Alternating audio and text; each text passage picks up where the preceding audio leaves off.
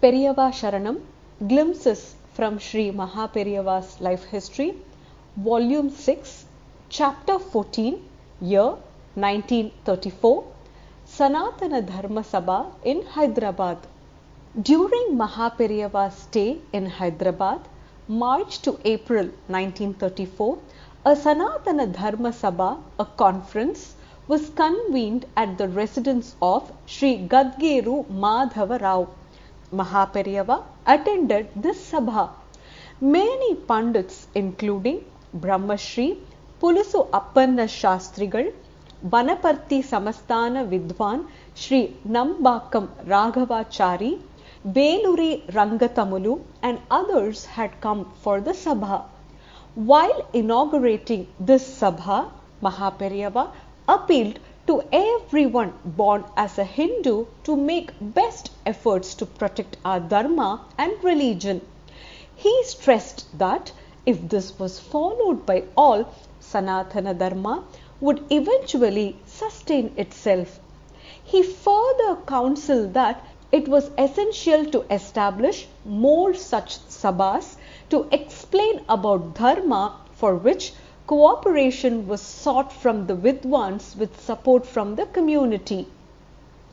Following MahaPeriyava's inaugural address, 16 prominent citizens were chosen to be members of the Sanatana Dharma Sabha.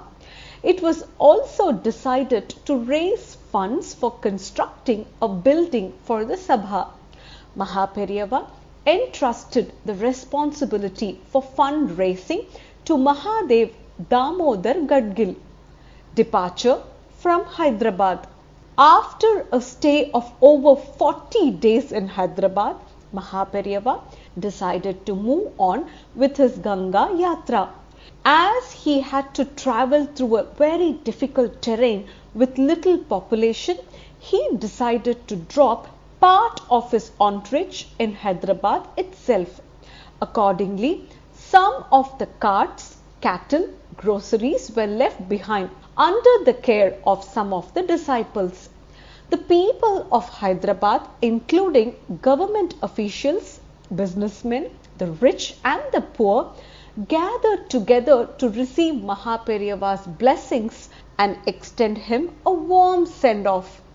After a short speech before his departure, MahaPeriyava left Hyderabad on April 24, 1934 towards the north. Travels further north. Moving northwards, MahaPeriyava travelled through Nizam state, passing through many small towns and villages.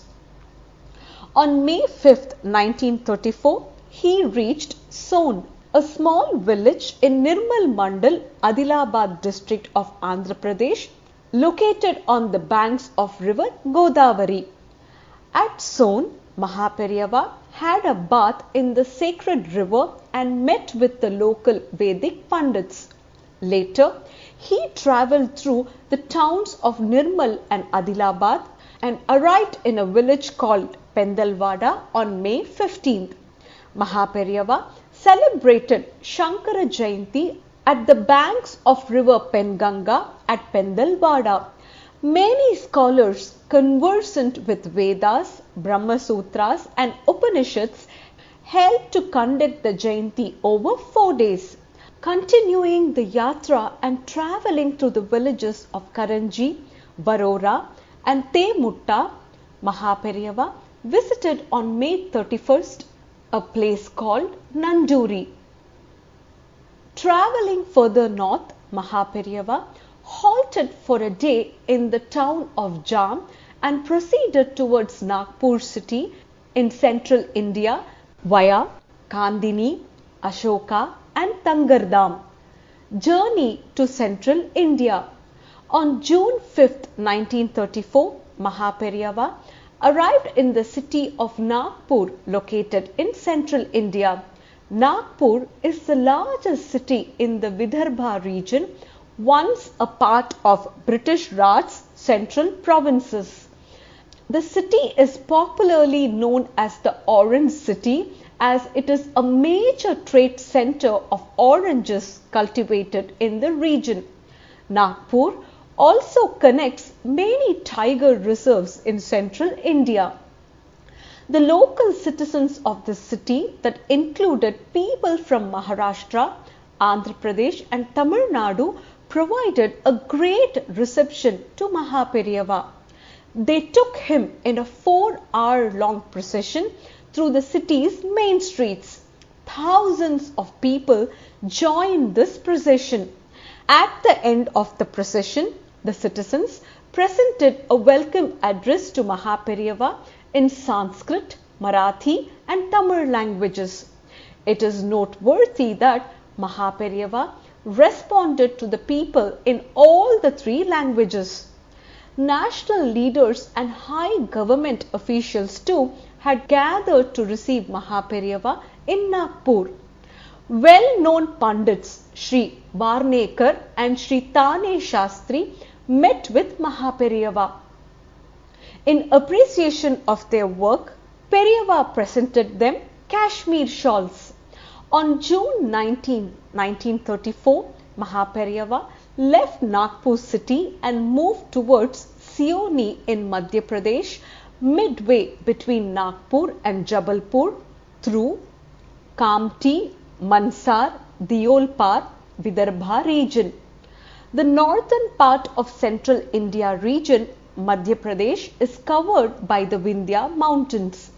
The terrain is undulating, with most of the areas covered by small hill ranges.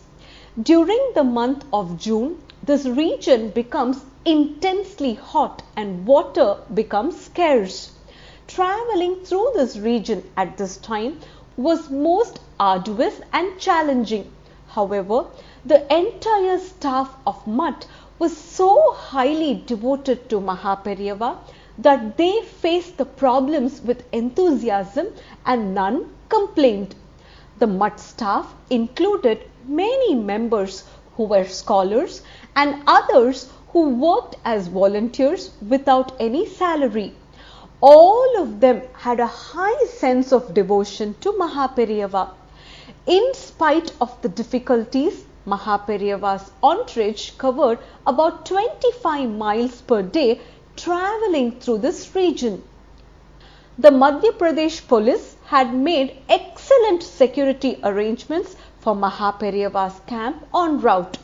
As MahaPeriyava knew many languages, communication with local people was not a problem. To be continued. Periyava Sharanam.